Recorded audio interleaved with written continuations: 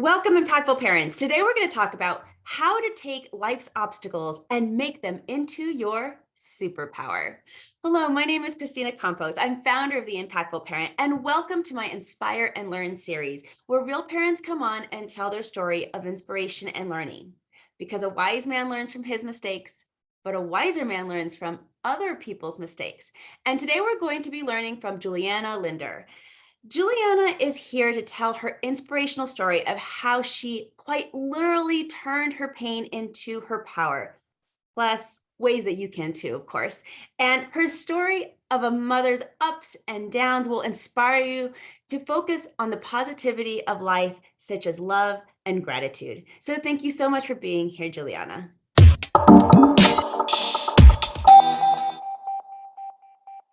Thank you, Christina. This is a pleasure for me to be a part of this. And yeah, I think sharing my story is a great way for other people to gain some extra wisdom and insight for their own life. Well, I want to start with just that, your story. So go ahead and tell us what happened. The start of motherhood was a giant roller coaster. And let me tell you, it was almost in that vomiting state. There were so many ups and downs for me. And it began during pregnancy, actually. So my daughter was a surprise pregnancy, and I was in a very unstable relationship at the time, thinking that I could be the rescuer and be all the things I needed to be for my daughter, so that she could be raised in a healthy environment. And what I recognized shortly after having my daughter was that the environment was super stressful and I needed to get out of there. And so I made a call for myself, that I no longer wanted to be in that relationship or that environment. And I made that switch for myself. I didn't know, I knew that I was going to go back to my dad's house, but I really didn't have any idea of where I would go from there, what that would lead into. All I was focusing on was the safety and security of herself and me too. And where this gets even more of a roller coaster is within less than 4 months of being with my dad and really caring to my newborn child, I was asked to leave very abruptly with no notice and no job, no money, no housing, no nothing to really go into. So this was my first experience being homeless. And I didn't allow myself to really sit and sulk in homelessness. I was reaching out to every person that I was, no matter how embarrassed I felt in that situation, I knew that I had my daughter. She was only 6 months at the time. I had my daughter to take care of. And that was my driving strength in that situation.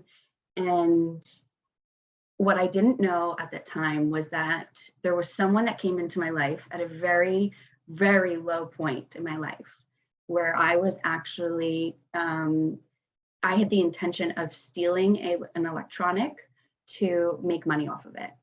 And before I even stole it, I actually put it back, and told that I really didn't want to steal it. It was just like that impulsive. I'm in such a low position.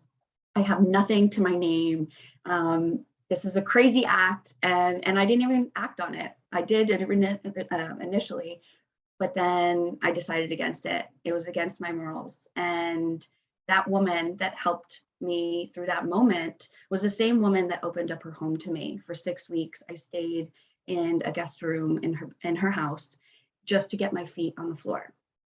And what happened was I established myself and I kept taking those steps, feeling like, okay, I don't quite have my grounding, but I'm going to keep going. I'm going to keep stepping, and I'm not going to give up. And it was continued to be a roller coaster ride because, and I think that parents can resonate with the feeling of being like they're doing it all by themselves. And that's how I felt day in and day out.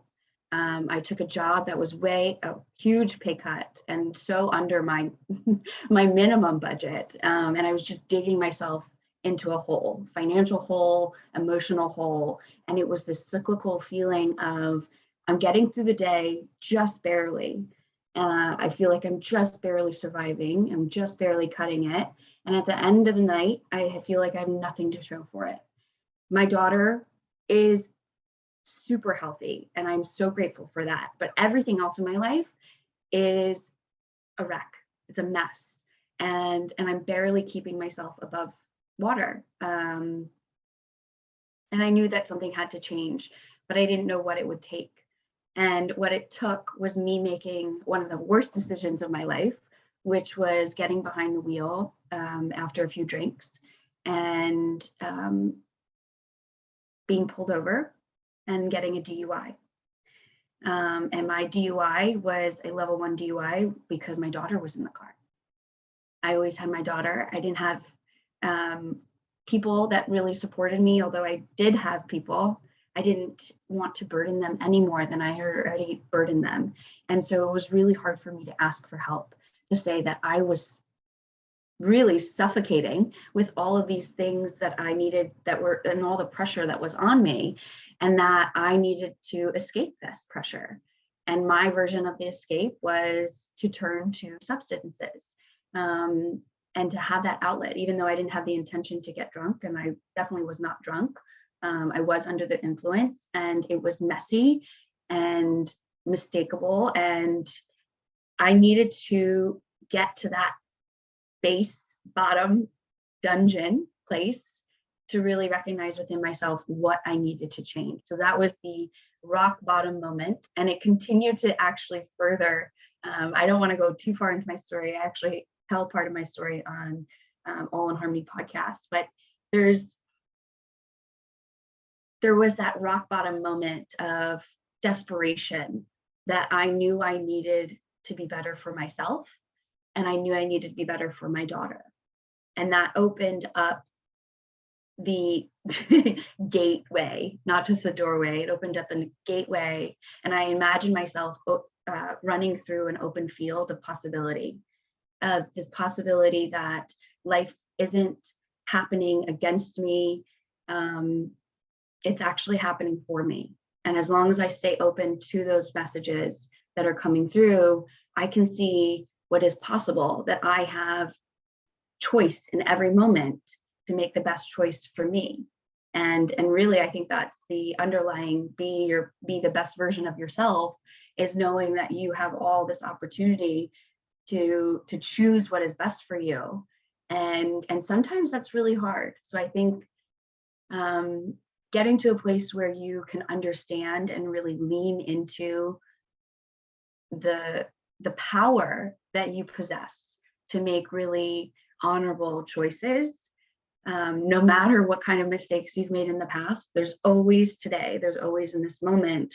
And the more we can come back to living moment to moment and presently for ourselves and for our children, the more power we have to live a life that we actually want, that we enjoy, and that our kids can get the most out of. Yeah. This is such a powerful story. And I know that there's going to be a lot of parents that are going to relate, identify with what you're saying. Those struggles, and everybody, we all go through them. Some of us go through them deeper hills and valleys than others, but we all go through the struggles. Yeah. And I just find, just thank you. I want to actually say thank you first for telling your story, for being candid, for expressing this to parents so they know that they're not the only ones out there that have gone or are going through this. Yeah. So I want to start with some questions for you about your journey. And the first one is those first steps after you hit rock bottom, because there are a lot of people who might be listening to this right now that's like, they're in that place. Maybe they haven't hit rock bottom, but things are really shitty. Yeah. They just are. I'm not going to sugarcoat it. And it might be that they're at the rock bottom, but to start going up the hill from being down in the valley, some of the hardest steps that you could take. And a lot of people are lost and they don't know where to take those first steps. How do you take those first steps? So that's where I would like to start with you. You're at this really low point. You got your DUI. You've now realized that you need something better for yourself. You want to get out of it. But what are the first steps? What did you do?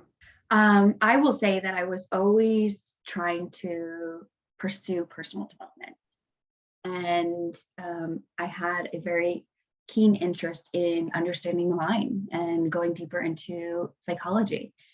And that always had me on the path of understanding behaviors, behavior modification. So I was looking at, even prior to hitting rock bottom, just being in that storm of, where's my life going? What am I doing with my life? Kind of questions. I I had went through therapy, group therapy, and one-on-one therapy. I have read several self-help books. I think the one of the first self-help books I read that I can really remember was like, I was in the depth of a depression back in 2015, was The Happiness Project by Rubin. What's her first name? I'm forgetting her first name, but Gretchen Rubin wrote The Happiness Project. And so I've read these books and I've read blogs and I've listened to tons of podcasts, and definitely always went back to nature. Whether it was me going on a run, because I love getting out into the trails. I'm not a huge road runner, but to me, being out in trails, whether it's fields or forestry, that is my quiet. I usually don't have self-service. Interestingly, where I live in New Jersey doesn't have self-service when I'm in forests. And that's the fortunate part. So taking those steps to really care for me in a way that I hadn't ever cared for myself, or maybe hadn't been cared for when I was younger either. And I think that's the first step, is being okay with feeling your feelings, and feeling safe to feel your feelings.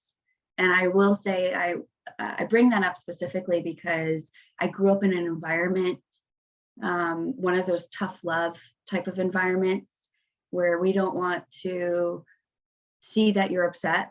And I didn't get the consoling, compassionate type of response that I really needed as an empathic and highly sensitive female.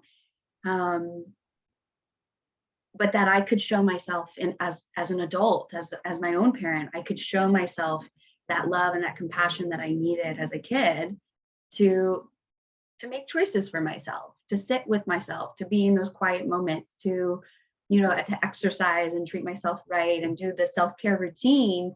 It really started with having more compassion for myself, which led to more curiosity. And I think those are the two paths that intertwine on this journey to lay a really sound foundation, is having compassion and curiosity. I like that a lot. And it's really great advice. For those of you who are listening and are resonating, I would also add not to put so much pressure on yourself. Like, it's baby steps. It's small little baby steps creates big change over time. And I think that sometimes we kind of just think, oh, no, that's just a one little tiny thing. That one little tiny thing built another little tiny thing, which built another little tiny thing. So it starts small. You can do this if you're listening and you're resonating with her story. I also wanted to ask you about making those honorable choices, because that was really powerful to me when I was listening to your story, that you were confronted with choice, right? We all the time, consistently in our lives. And on one hand, you had a desperation to need for survival, even though it was maybe not quite ethically correct. You have a need for survival and to take care of your children. Yeah. Okay, completely understand that. And then on the other hand, you have these internal compass of morals and values that you want to hold true to keep internal integrity. Yeah.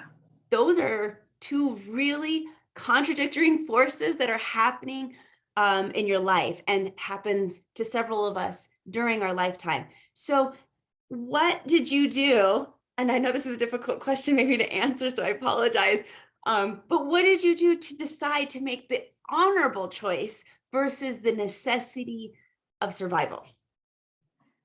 Yeah, I think that the biggest thing that comes up, and it continues to come up, but in not as big of a way, is the voice.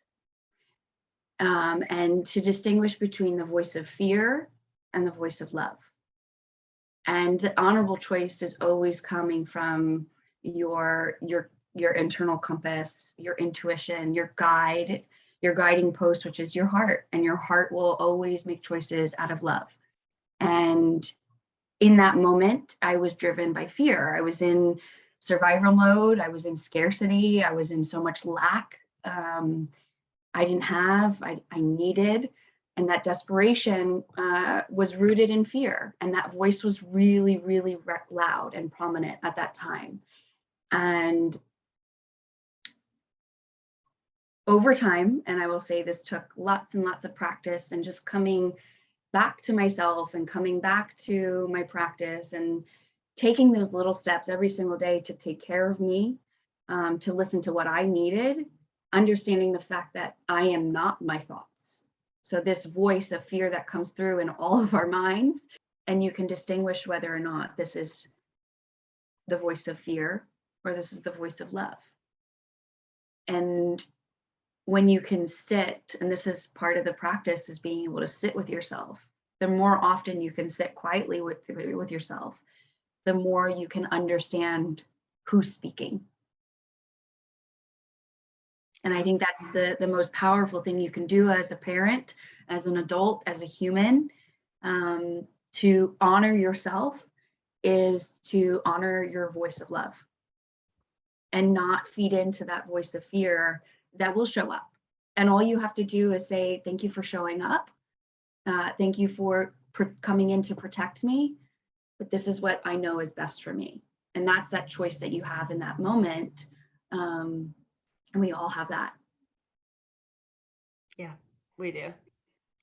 I wanted to ask you, what was the biggest realization about the breakthroughs that you started having? Oh, yeah. That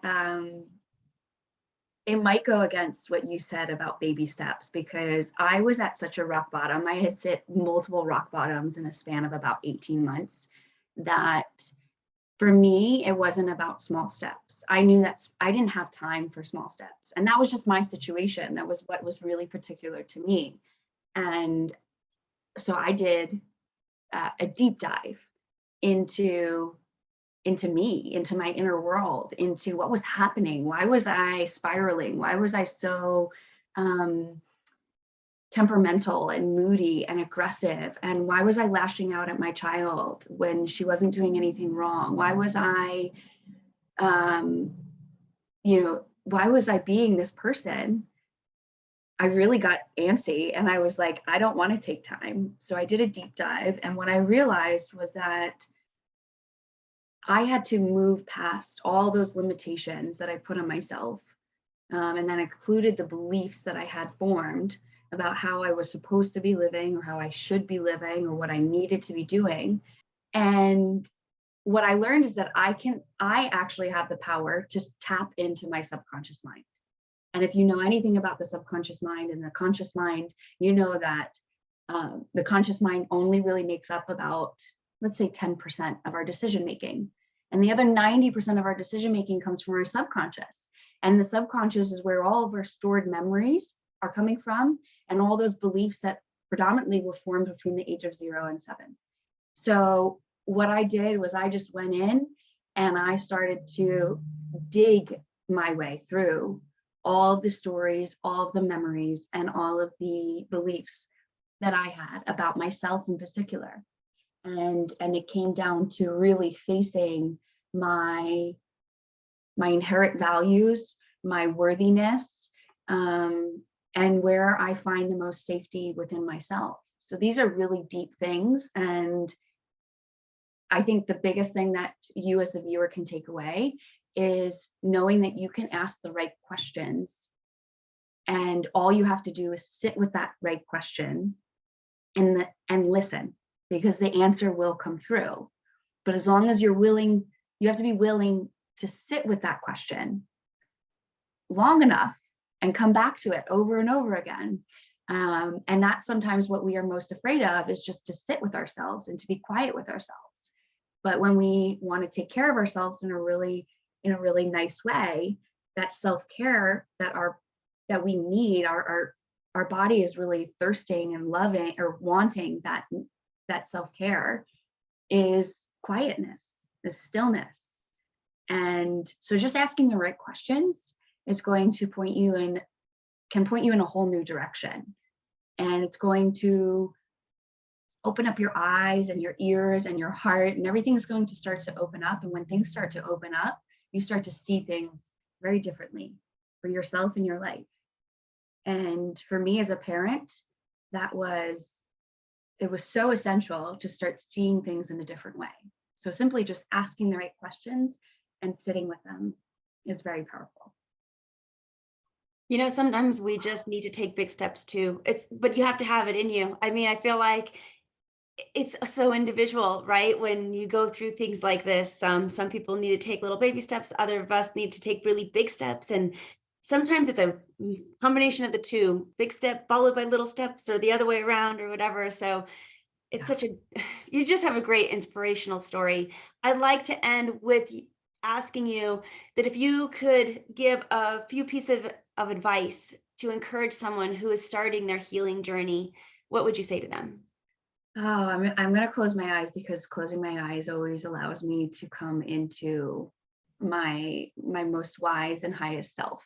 So if I'm going to access the wisest, the answer to tell other people would be it's okay and it's safe to love. Going back to my original story, or the story I started to tell about me being in an environment of tough love. Love when I was a child was more conditional. And I always thought that I needed to do something, I needed to be better in order to receive love from others.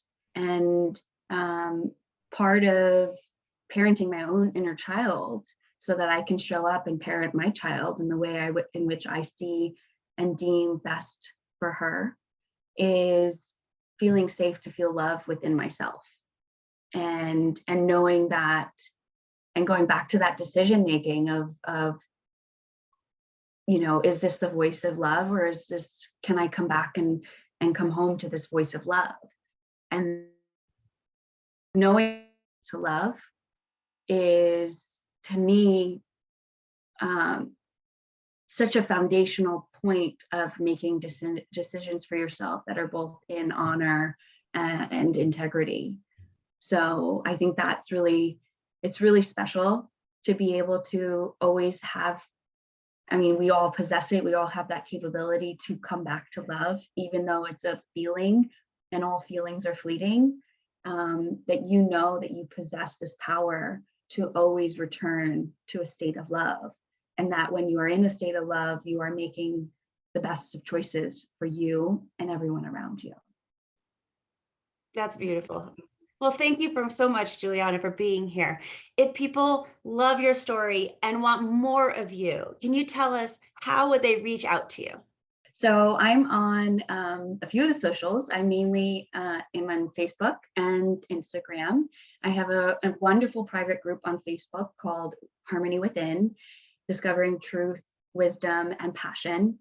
And I bring some really fun things, some fun lives every Tuesday. I have a tapping Tuesday, so you can access that just being a part of the group.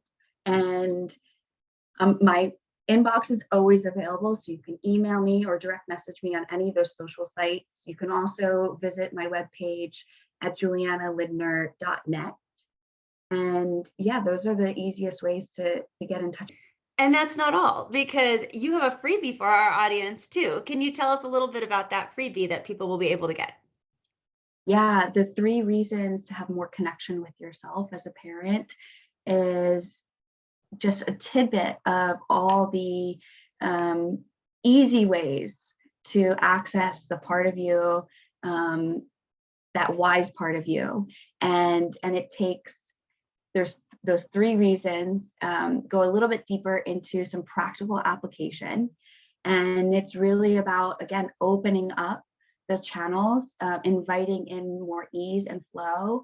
And as those channels open up, in order to bring in what you really want, how you want to show up as a parent also requires you to let go. So the practical application is the opening of these channels and having energy be open and invited to flow. And that is really what helps you. Not only you may be setting the intention of being a more patient and present parent, but really upholding that intention and following through with that is coming back to these practices and that practical application. So there's a ton of good stuff, juicy stuff inside that PDF, and they're bite-sized pieces that you can just approach really quickly. And I think that will be incredibly helpful to holding your peace and presence as a parent. Well, thank you so much. I'm excited for the audience to be able to get that help from you, whether it's downloading the PDF or reaching out to one of your Facebook groups or to you yourself for personal coaching. It's a great resource for our impactful parent community. And so thank you so much for being here. And I hope today's episode brought you value. If you would like to become a more impactful parent, don't forget to download the Impactful Parent app. The Impactful Parent app is free to download and is full of episodes just like this one that's going to help you in your parenting journey. So carry help and tips and parenting resources right in your pocket so that you can refer to them when you need them the most. Plus, when you download the Impactful Parent app, you're also joining a community of like-minded parents that also want to be the best parent they can for their child. So download the app for free and discover new techniques to make your parenting more effective and catch those warning signs before they start, and then get the parenting resources that's going to make your life easier. All of this and so much more is inside the Impactful Parent app, which can be right in your pocket. So download it today. You got nothing to lose since it's free. So go to theimpactfulparent.com and discover how you can step up your parenting game and become a more impactful parent. But until next time, you got this, parents. I'm just here to help.